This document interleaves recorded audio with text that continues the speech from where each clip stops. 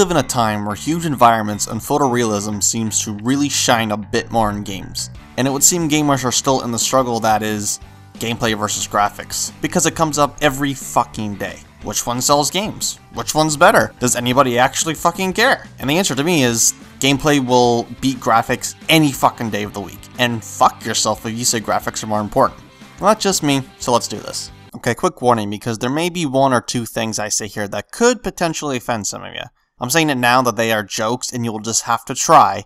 Just try your best to get over it. But if you don't want to take that chance, feel free to click off now.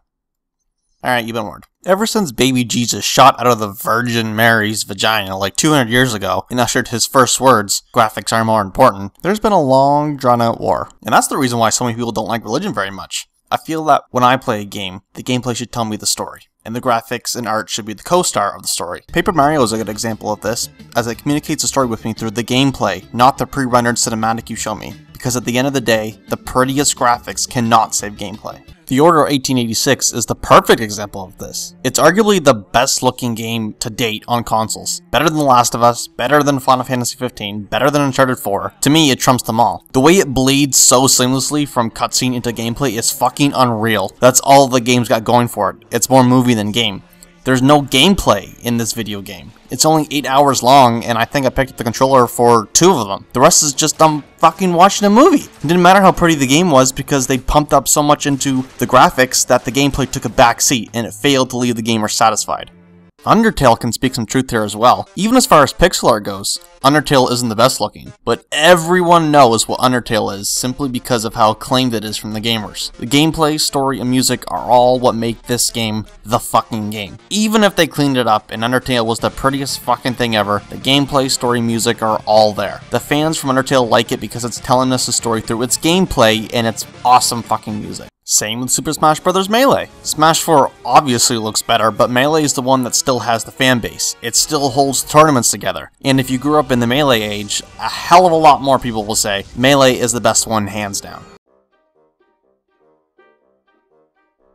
I think a lot of the people who say graphics over gameplay would be PC players. Not all of you, but chances are most of you are, which is just ridiculous. PC players will spend 3 times the amount of a console so they can fucking play a game with the grass density turned all the way up. They will spout PC Master Race because their game looks better, and any console player is stupid. Playing a game on a console or PC is such an objective thing to me. Esports is run around PC gaming. League of Legends, Dota, Overwatch, STARCRAFT, it's just the way it is. Because a game like League or STARCRAFT just wouldn't work on a console, because it tried and failed miserably. For Overwatch, overall, I'd rather play it on a console. Having the controller in my hand just feels better and makes me play better. I get that I can snipe better as Widowmaker on a PC, but I don't care. I'm still playing better overall.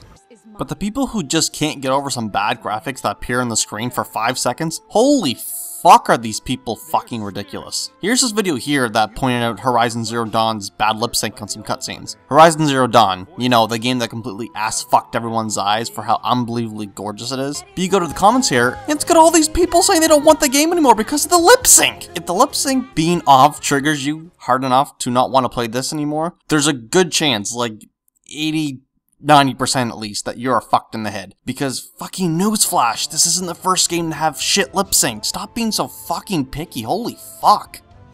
The exact same shit is going on with Mass Effect Andromeda right now. Yes, the lip sync and some of the animation is garbage, but holy fuck, is it hilarious. Like, if I encounter the shit in the game, I would be on the floor laughing. It does not ruin the gameplay. But some of you fucking fruits are screaming, oh, I can't deal with it. It's too much for me to handle because I'm a pussy. Kill me now. I'm not getting it now.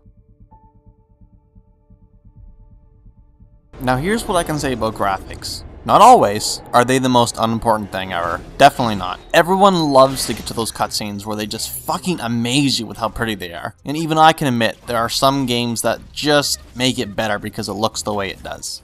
Uncharted is one of those. Uncharted really does need to look the best it can because of the style of its story and gameplay. Uncharted wouldn't be as popular, I'm sure, if it came out looking like Mario 64. Naughty Dog is one of those studios that always raise the bar with graphics every time they release a game, but the graphics always complement the gameplay.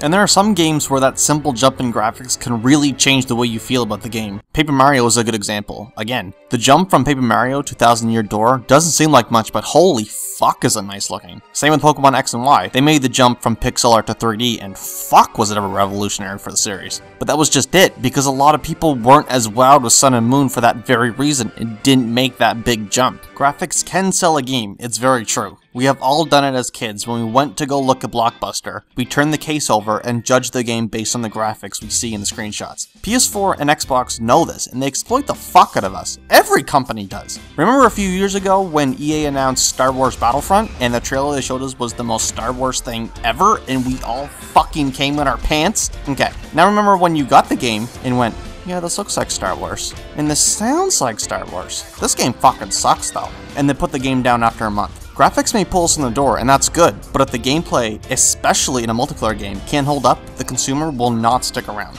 It may be a cop-out answer, but yes, graphics are important to games, and I do want them in my games, but gameplay cannot suffer because of it. Final Fantasy VII is arguably one of the best games of all time, yet there are some gamers, and even those who claim to be Final Fantasy fans, who haven't played it, won't even look at it because it's 15 years old and would prefer to play Final Fantasy XIII for the sole reason of it being more recent. Picky fucking people. Graphics has a cap. It may take a while to get there, but there is a cap to it. There's a ceiling for how human you can make a human look in a video game. Eventually, they will all look legit like a fucking movie when we play the game. Yes, you can change the style to fantasy or aliens at that point, or whatever you want to have free reign, but that alien can only look so good. There's no competition in the end. Gameplay over graphics, always.